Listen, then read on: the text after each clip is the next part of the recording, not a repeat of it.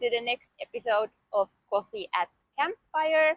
Today we are talking to Desiree, Hi.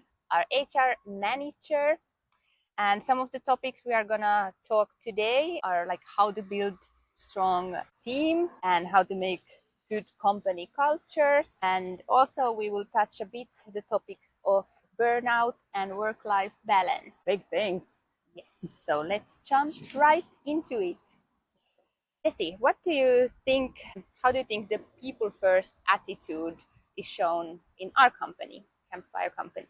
Great question. That's always hard. Like that's also always a struggle for companies. But I think what we try to do is to understand that not everything is and has to be great all the time. So we try to embrace and make people feel heard. Maybe not acting right away on what they feel like it's a problem, but definitely taking in all the issues and then over time trying to make them happier. I mean, not people, but also trying to make things better. So just showing that you hear, that you feel, that you can try to make things better. I think it's what makes people feel more at ease. And also not this, maybe have this toxic positivity of being like, we're great, we're doing great, it's everything is fine. It may be, but not everyone may feel like that all the time. So it's important to understand where everyone's at, or we try at least to do that. Nice. And do you have any like tools or techniques you use to improve communications or connections among like different teams in the Right. company? Well, there are some check-ins all times, like one-on-ones monthly with the leadership, and they try to understand and listen to what people say. But also, what's important is to have peer-to-peer connection. So maybe just over coffee, or if you talk at the office. So it's nice to, or even online, like to set up some time, even if there's nothing in specific, like or particularly that we want to talk about, just to see how people are like feeling and what they think we can improve on. So definitely regularly like regular check-ins is something that we try and hope like to improve even more. And then frameworks inside this, so not just general questions like, okay, how are you feeling? What do you feel is good and what is bad? But also, where can we improve? Where do you think we are like compared to 1 month ago? Or maybe where do you want us to be in 1 month? So to have some concrete steps that we can try to have, that's what is important in my opinion, like to make people feel, and not only make them feel, but also try to actually take steps. Yeah. And not just talk. Exactly. And what do you think is like one specific moment where you think you saw like Campfire's company culture emerge? I mean, I think that it's important also to differentiate roles. So what Campfire Companies does, it's understand that everyone is different, right? But also inside their role in the company. So, for example, the planning team has a different schedule compared to the rest. Like they're not strict to like 9 to 5 or 6, but by the way, no one does. So we try to make everyone feel comfortable with their schedule. As in, you don't have to show up for 8 hours straight to the office. You only have to come twice per week, and you can pick your days to come in. And also in the day, if you want to go and do yoga or go to the gym, you can take the time aside, as long as it doesn't interfere with big meetings, of course. But so we try to be more flexible and let people choose when to work, because that's also something that goes into like motivation, but also just freshness. Not everyone is wired to work from 9 every day, me for example. Yeah. So yeah, that's something that as a culture it's nice to have. And then of course during our retreats we try to connect more. So even if it seems a bit more loose during the day-to-day hustle, then we have those moments where we really try to connect. For example, we also have a lunch every month. It's just a recent innovation that we're trying to have, but it's nice to know that, okay, even if I don't see you in the office today, I know I'm going to see you maybe in 2 days or 1 week even. Yeah, cool. And of course, event industry is quite high intensity industry. So do you have some ways to kind of protect our employees' mental health? Or what we should be doing is always have this constant reflection on what makes people feel valued, satisfied, and also productive. So always saying yes, it's not the answer, especially in the event production, as you said, where like the client may have crazy requests. Okay, we try to accommodate, but we also need to step up and be like, no, this is not something doable, or also not being available all the time. Because, okay, maybe when there is the event, of course, the hosting or like planning team is going to be there. But before that, everyone needs to understand what's urgent and what's not. So to prevent that, of course, like we work a lot with schedule and like flexibility, but also in within, like you have to understand, and we try to let that message pass, that your value doesn't show in you being always available. Yeah, exactly. And have you ever received any pushback in these ways of like taking care of the team from the decision makers? I mean, sometimes this like schedule on yourself, or maybe you choose when to show up at the office, maybe seeing like, oh, are there then people actually going to connect? But in the end, I think we all show them that being free doesn't mean that we don't care.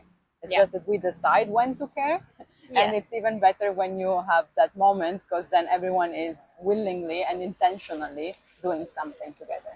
Exactly. And then, of course, burnout seems to be growing fast across all the Yeah. industries.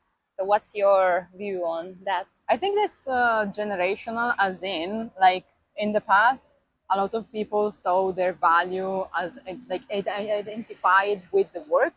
So if you performed well, you were a great person. Well, now, thankfully, there's this shift.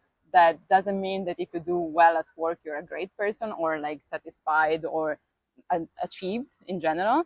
So thanks to that shift, we're trying to have a more like work life balance, and I think each of us needs to step up and say that, or just understand that, yeah, again, your value is not shown only in your work, and we want to make everyone feel like perceived as a person. Like you don't have to be a workaholic to be a good person. And yeah, so burnout is a thing everywhere. And I wish and I hope that that's something that we do, that through self-reflection, everyone finds out what really brings value to them, and they can focus more on that and see work only as a tool to get to that validation. Yeah, exactly. And yeah, you touched a bit this topic, but how do you think like success has changed from like when you entered the workforce versus now?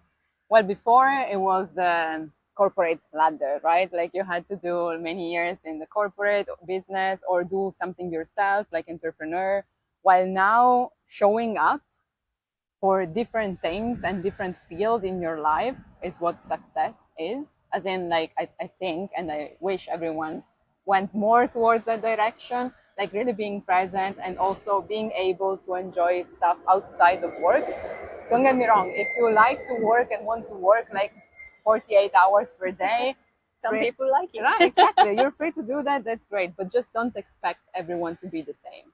So Exactly. yeah, understand that everyone is different in a different way. Yeah. And also know that that doesn't prevent us to have common points. I think that would be the ideal anti-burnout scenario. Yeah, exactly. I think it's a great way for companies to rethink what success mean and Yeah. make sure everyone has a ways, tools to work in a way that they Yeah, they of find course, best. for a company, success is also in terms of money. Like, of course, if you can be in the market, then you're successful. But it doesn't have to be something that takes away from other things, and especially in the company. Like, if you see that there's a big turnover, then maybe you should ask yourself, why is it like that? Yeah. Is there something wrong? Because in the end, it's not sustainable, even in growth. So even if you just look at money, like having people burned out and don't feel appreciated, it's not going to help you with money either. Yeah. So yeah, again, it's a tool to get to whatever point you want to get. It's fine. Like success, you define it yourself. Just know that there are many ways to achieve success. Exactly.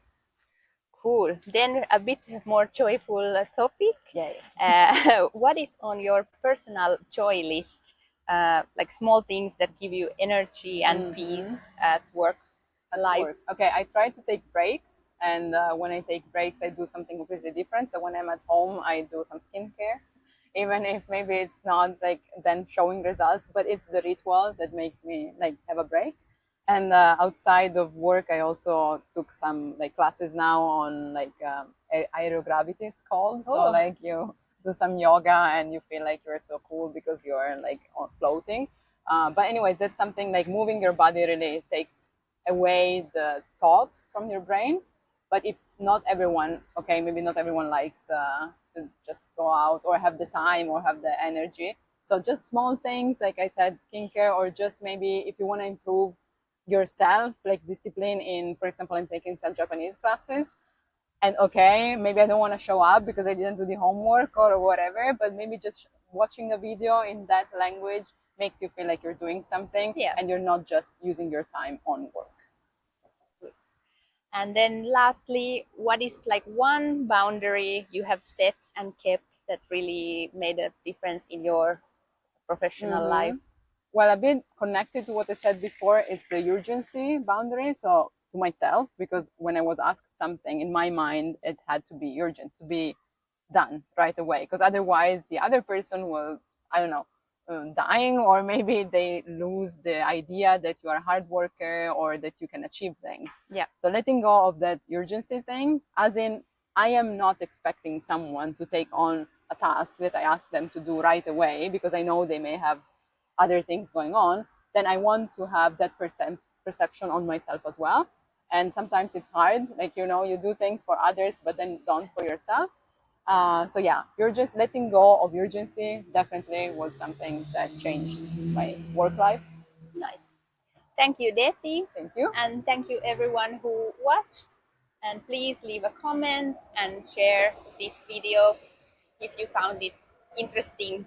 Yes, and let us know what your joy break is. Yes, exactly. Thank you. Bye. Ciao.